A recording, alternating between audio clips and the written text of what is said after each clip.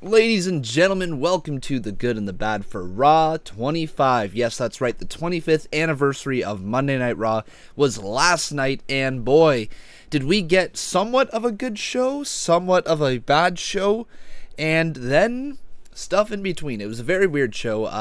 I personally enjoyed the show, but there was a lot of things that I would change about it. So, without further ado, let's get into The Good and the Bad for Raw 25. We started the show off with Stephanie McMahon and Shane McMahon standing in the ring, basically saying that Raw 25, it's 25 years on the show, the network, everything like that. Just basically gloating about themselves, and then they wanted to thank you, the man who was responsible for it all, and they called down their father, Vince McMahon, who received probably one of the loudest pops of the night.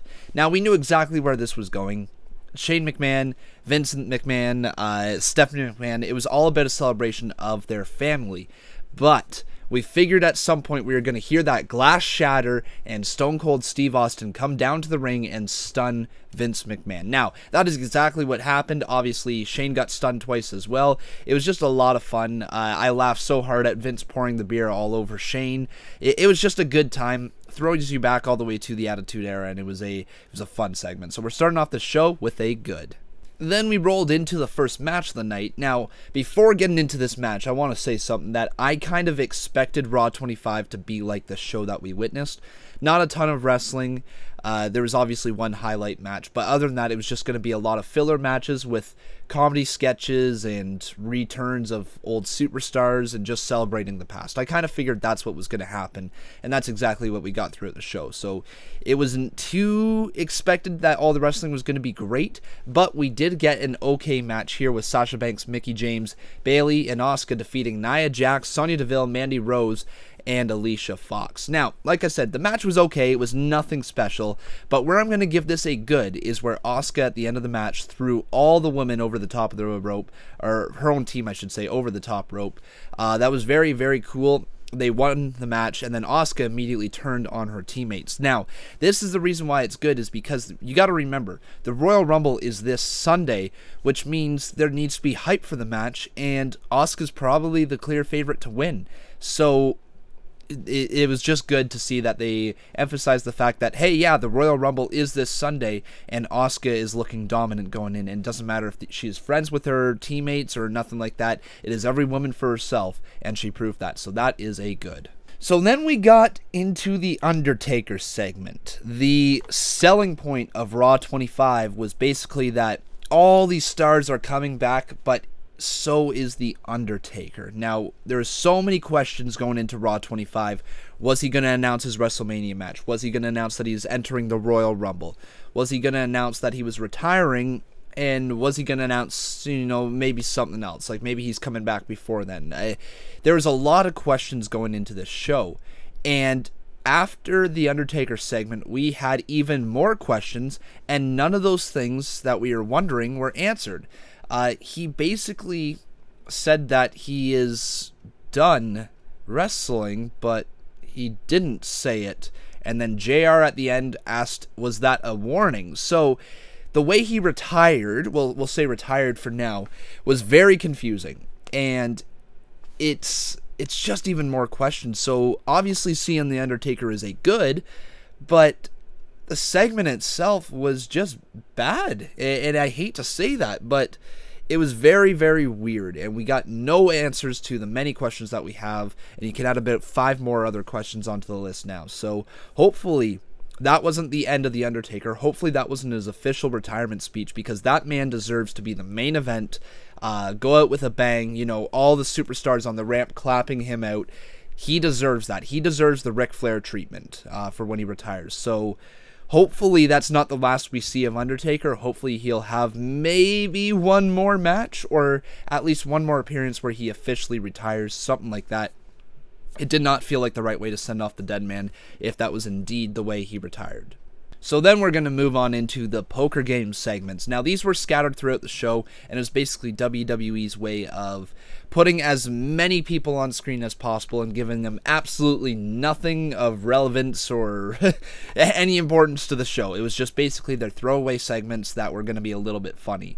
I thoroughly enjoyed these, and because that's exactly what they were just fun. It was no more, no less. It was just people having fun and ripping on Heath Slater basically for the entirety of the thing, which eventually did lead to a match. But the poker games were fun. It was great to see $1 Million Man Ted DiBiase. Great to see MVP back. Who knows, he might be going into the Royal Rumble. That might be a sign, because he's not really a legend. He's still kind of a wrestler, so it'd be interesting to see if he's a surprise entrant in the Royal Rumble. Obviously, great to see the APA. Very, very underrated act. I think those guys are awesome. It just also then moving in with the Usos, the New Day, Heath Slater and Rhino, Titus Worldwide, everybody getting put together with all those legends there. It was just a fun segment. So yeah, I'm going to give that a good. So then we had Roman Reigns versus The Miz, which is clearly the match of the night. Honestly, one of the better matches of 2018 already.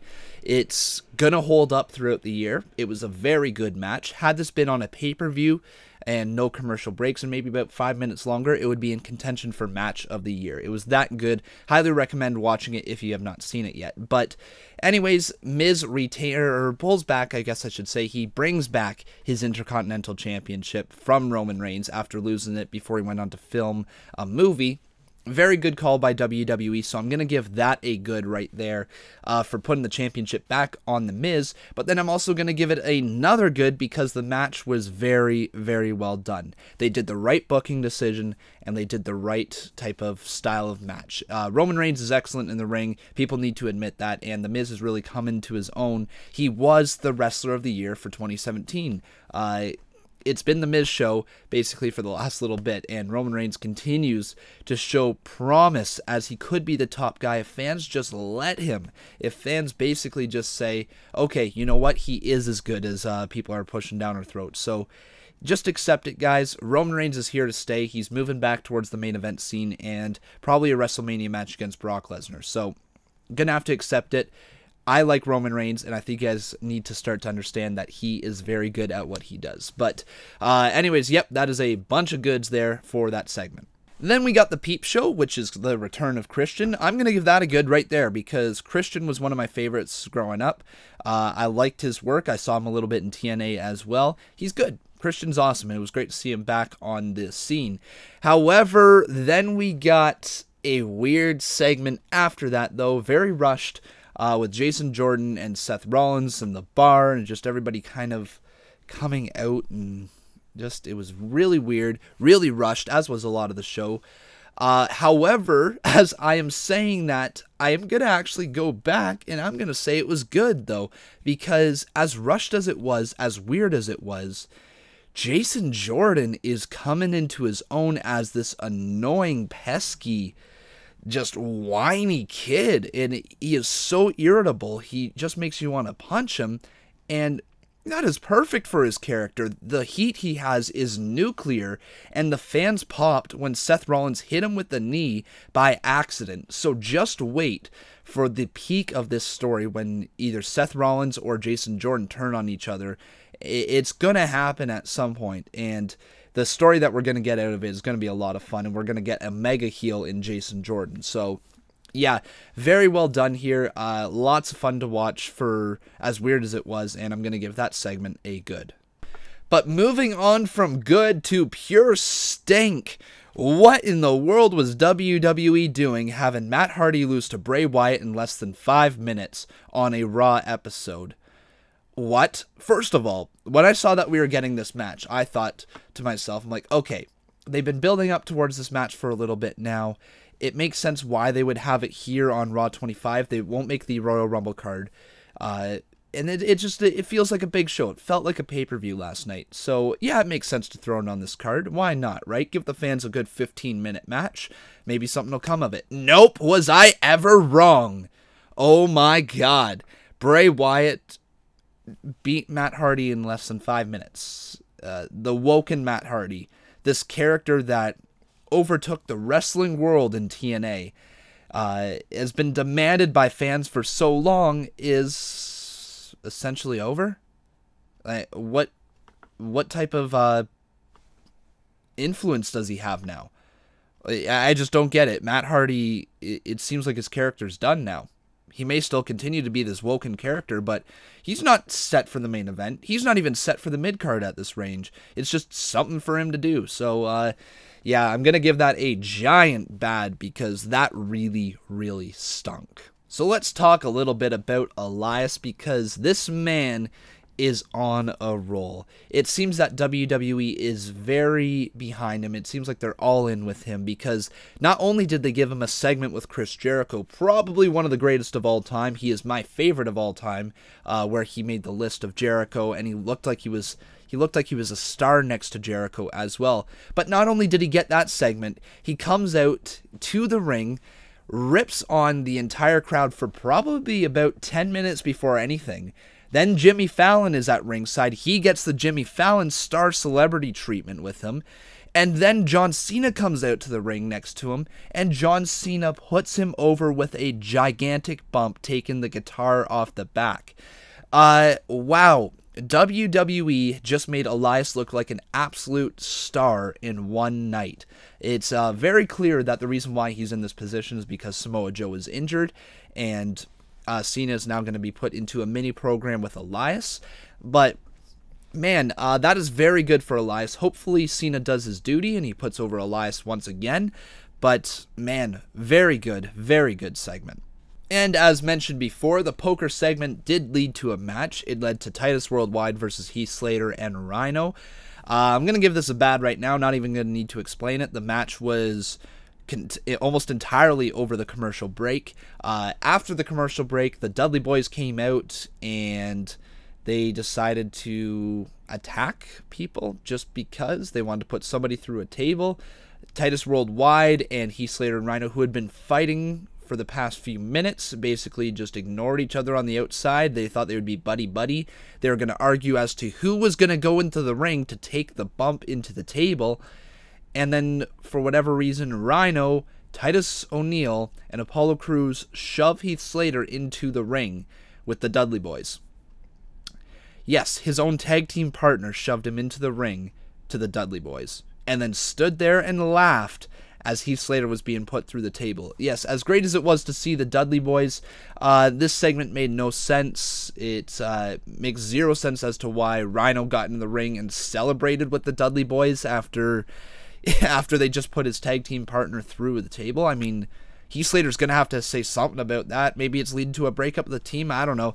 A very weird segment, just not good at all, so that's bad. Then there was the DX segment, and it started out good, you know, where it was just DX talking in the ring. Then you got the New Age Outlaws come out, then you got X-Pac. It was good. That part was good. I thoroughly enjoyed that. It was a nice little throwback to the Attitude Era. I liked it. That part was good. Where it started to go downhill was after basically a little bit, they decided to call out Razor Ramon, and he came on out to the ring, and as he's walking out, they cut to commercial. It ruined the whole flow of the segment, and that moment alone is a bad, because how dare you cut to commercial as a legend is walking out to the ring to say something. It's not a match. It's nothing like that. He's walking out to the ring to cut a promo or to thank the fans or whatever it was he was doing. So that entirely ruined the whole flow of the segment. Then you had Balor Club come on out and they did the Too Sweet thing in the center of the ring. Yeah, that was forced. That was so forced it wasn't even funny. And then we got the Good Brothers versus the Revival in a match. This match didn't need to happen.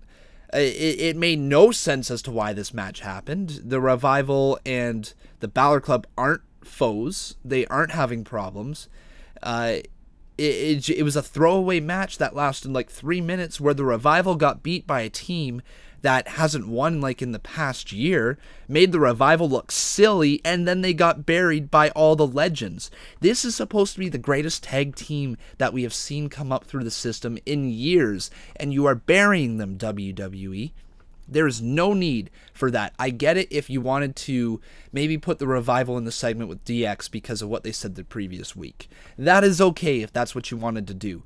But for no reason did you need for them to lose a quick match before that to lead to DX completely demolishing them. It was so unnecessary. I'm going to give that 2 bads simply because there were so many wrongs committed to the Revival right there, and I'm not even sure if the Revival is going to be able to recover after that. In the fans' eyes, in the casual fans' eyes, the Revival are a bunch of jokes who just got destroyed by 60-year-olds. And then there's the main event that was so rushed that barely even deserves my time. Kane, Braun Strowman, Brock Lesnar. They fought a little bit. Super rushed. Braun Strowman puts Brock Lesnar through a table. That was it. That was the main event. Not going to give it a good or a bad because it was so rushed that we didn't get any story with it. It didn't feel like it was at all even supposed to be on the card. Just honestly, super, super rushed. And it's a shame that it happened to be rushed like that because honestly, that's supposed to be the main event. It is what it is. But that was Raw 25, guys. There was some goods for sure. Like, I enjoyed the show overall. I know not a lot of people are enjoying the show. However, there was very, very stupid booking throughout the entirety of the show. Matt Hardy, the Revival, just dumb booking and a waste of time in certain areas. They did not need like 4 poker segments. They did not need a couple GM things. Like, they just didn't need that. It was really good to see all the superstars of the past, and I was super excited watching the show. It was fun in the most part, but there's a lot of things as a wrestling fan that make you scratch your head and say, okay, what did we just witness? Why did they do that? So hopefully everything will be rectified in the future. Hopefully they will continue to build Matt Hardy. Hopefully the Revival aren't going to be buried from here on in. Hopefully something will come of this, but as for now, the show was very questionable at best. But that's my review. Thank you very much for watching the good and the bad. If you guys did enjoy, be sure to leave a like on this video and be sure to subscribe to this channel. Also go follow me on Twitter at conman167 and consider supporting me on Patreon if you really enjoy the content that I produce. But that's it for me. Thank you very much for watching, and I'll see you guys very, very soon.